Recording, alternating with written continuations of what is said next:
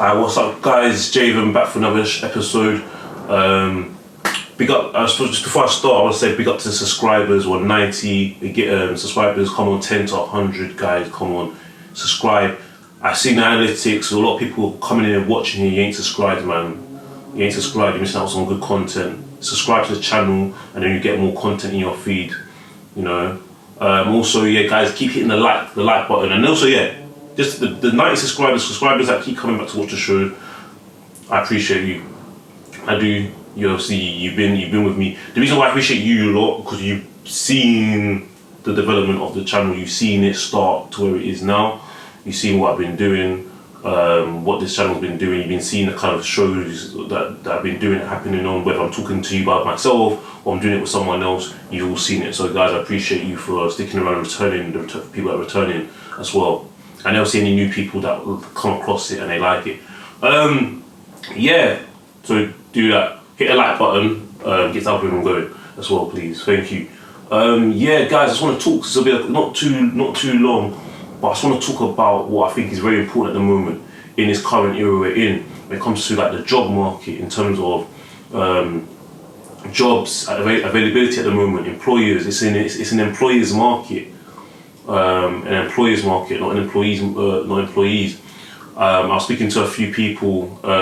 Myself, I'm looking for a new job, to be honest, and a lot of people I know looking for a new job. People at work are looking for a new job as well. And yeah, it's not really good at the moment. You've got people.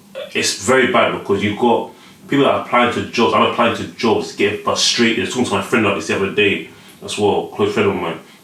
Be applying to jobs. There's so much problems like online where you apply to jobs that don't even exist, jobs that don't really exist. So one of the things I want you guys to be wary about if you're applying for a job is, especially on places like I don't want to name bait places, but I'm not saying it's their fault, but like on Indeed, which is a popular place for people to look for jobs. I don't know where most people look for their jobs. Guys, leave in the comment section below when you are applying to jobs, where's your go-to that the majority of where you're looking for jobs, where you're sourcing them? What's your main platform? Is it Indeed? Is it Reed? Is it another strategy? Is it LinkedIn? Because some of the jobs on Indeed when you're applying, sometimes you wonder, is it a real job? And it gives you like 4 or 5 different ways of applying, and sometimes you wonder, does this job application even get seen? Like it'll have like a very brief description. And that's it. To me, that's normally a red flag for me because it wonders, is this even a legitimate job? And also, guys, another thing that's crazy in the job market as well is people like a job will ask you to upload your CV, and then it would want you to manually type in the details, which is already in your CV anyway. Like, you couldn't make this stuff up. You're like, why are you asking me to upload my CV? And then also fill in my name, number, email address, my job, my work history, my education history. Why are you asking me that when you already got a generator or a CV that does that information? It's just creating extra work for yourself for no actual reason. That's another reason why it puts a lot of people off, and it gets a bit irritating. These systems that people have to do to apply to places. The number of, I think, my opinion as well, I think so many like different recruitment agencies have messed up the job market. There's too many of them, too many involved that disrupting things.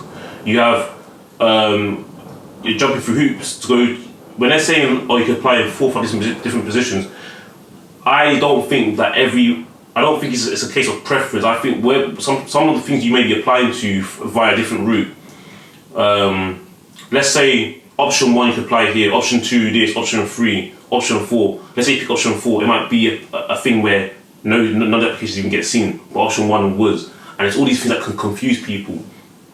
And also, where we're in as well, in a crisis of economic crisis as well, financially, the amount of money people are offering for jobs is also is also crazy. They're still offering job salaries that you're probably paying 15, 20 years ago.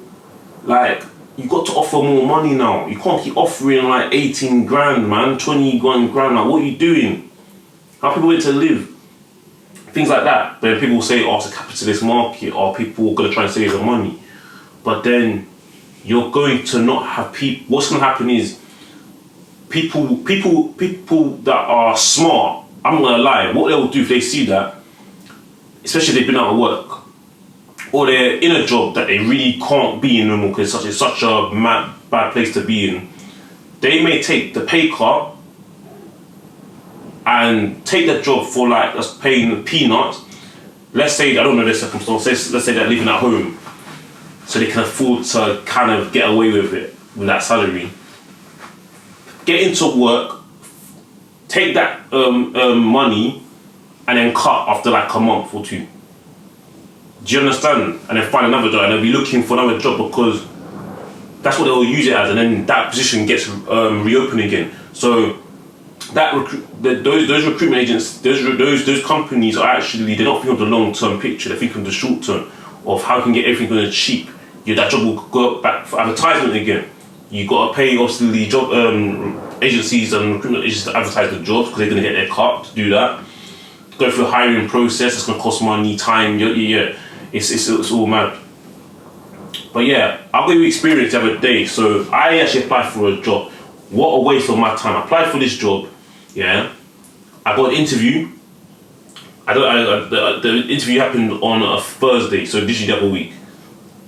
No, last week, yeah, Thursday. I applied in March. I got an email on. I literally got an email at 6:28 p.m. on a Wednesday. Very short notice. No discussion of when I was even available for interview. None of that stuff. It's assuming that I was available. They literally said to me, can you reply back to this email with a time? We're starting interviews at 9 a.m. I'm like, what? In my head, I'm like, wow, that is ridiculous. You literally send an email in the evening, especially an interview the following morning. Like, what are you doing? That wasn't no good. But I happened to be available, so I replied saying, hey, can I have an interview at 11 a.m. So they said they were starting interviews at 9 a.m. They agreed to it. Imagine I gone to the interview. The interview literally lasts like 2 minutes. Like they asked like four questions. That was it. And they said, okay, I want to send you to the final interview stage with the CEO or something like that. I was like, okay. So obviously the interview finishes. I literally get an email that following day, not the following day, later in the day at 2:56 p.m. saying, here's the link, because it was also online at Google Meets, was how the interviews were being done, right? Here's the link for the final interview, and then they scheduled it for 10:30 a.m. the next day, which was a Friday. So obviously, I made myself available for Friday 10:30 a.m. Go to the interview. Imagine I go on a call for the interview, and then the man that told me that I'm having an interview with the CEO. The CEO wasn't there. It was the same man I had an interview with that said he's gonna send me. I was looking at him. I was like, what are you doing here? You told me I'm having an interview with a CEO. He says, Javen, yeah, I was waiting for you. He tries to tell me, unfortunately, there was 5 or 6 interviews, the job's gone, the vacancy's reopening like 1st of May. And in my head, I'm like, you are taking a minute.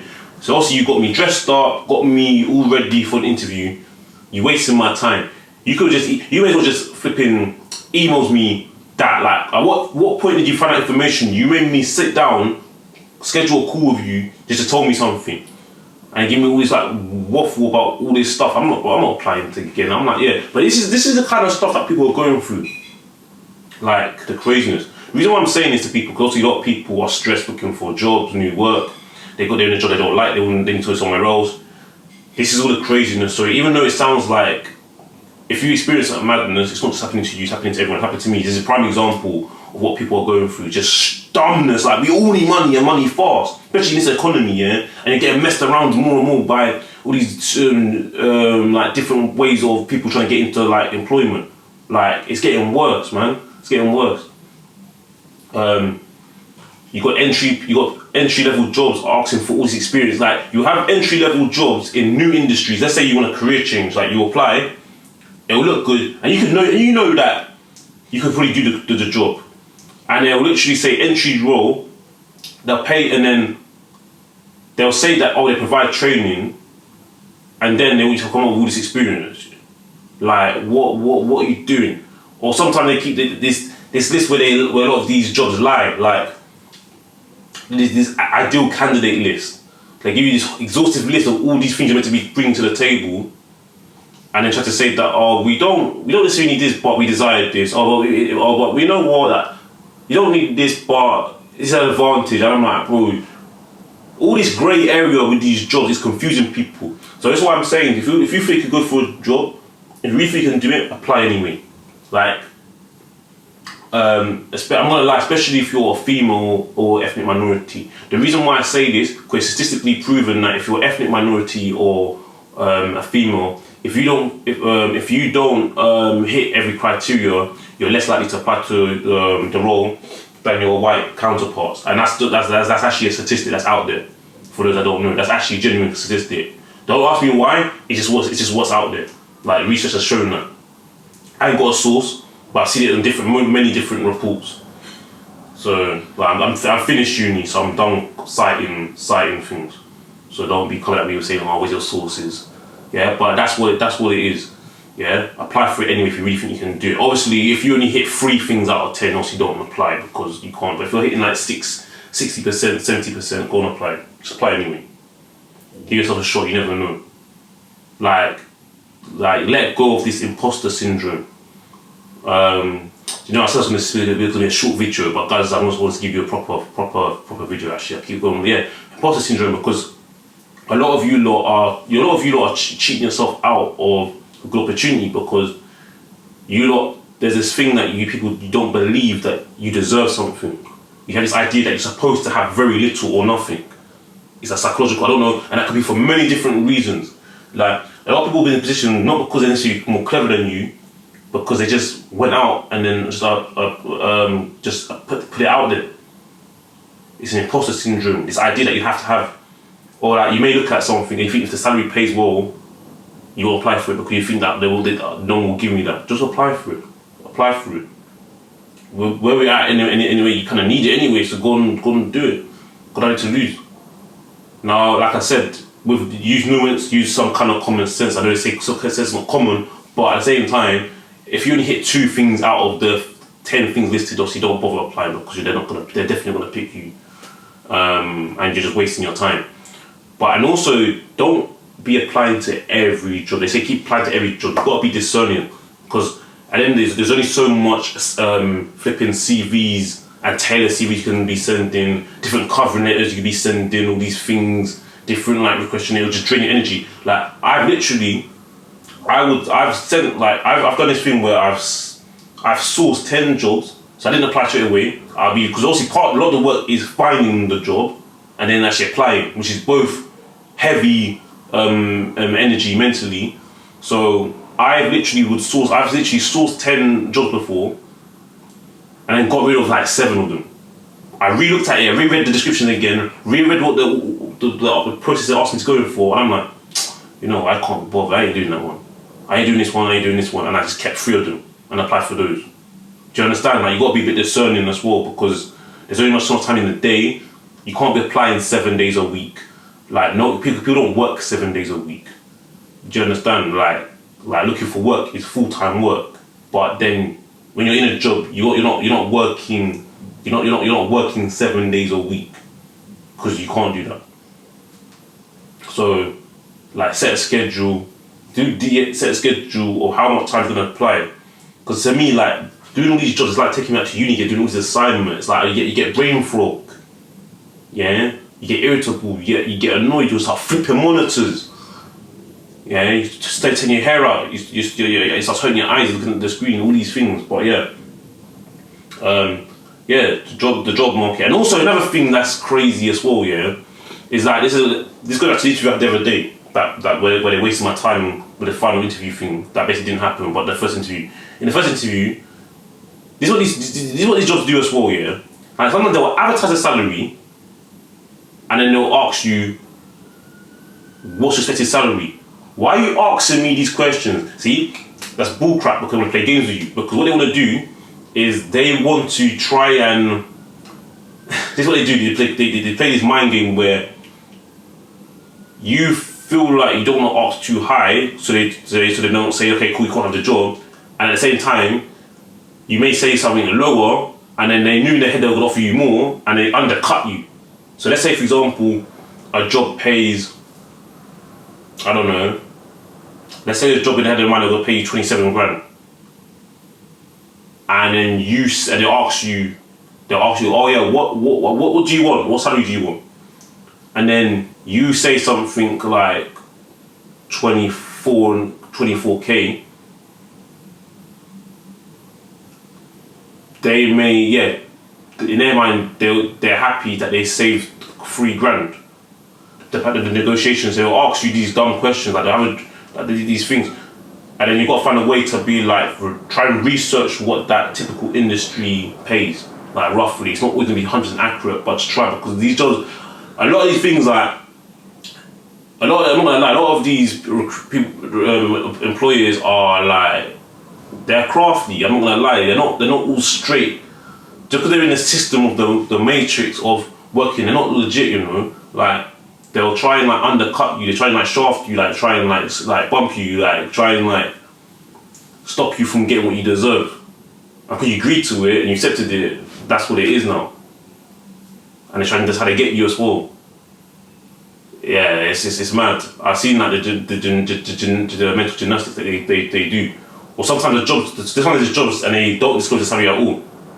You know, I think it should be transparent, because it's like, it stops you. Because to me, also, that said to me that I can't trust you as an employee, because from the get-go, you already have in your head that you're trying to shaft someone. You're trying to get someone, like, no, man.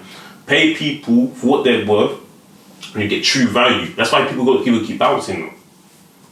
So, I think we're gonna be in a time where people are not gonna stick in that one job for a long time now. They're gonna keep moving and moving and moving and moving. And then also you get shamed. Why have you got gaps in your CV? Like, you're obliged. Listen, like, they make it people's personal business. Don't feel bad.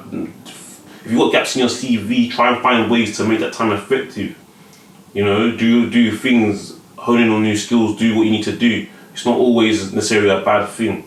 Don't let the society shame you into thinking that it's something, you're doing something wrong. Because at the end of the day, it's about control. And you need to have some control for yourself, because at the end of the day, no one cares about you but you. But yeah, it's them kind of things.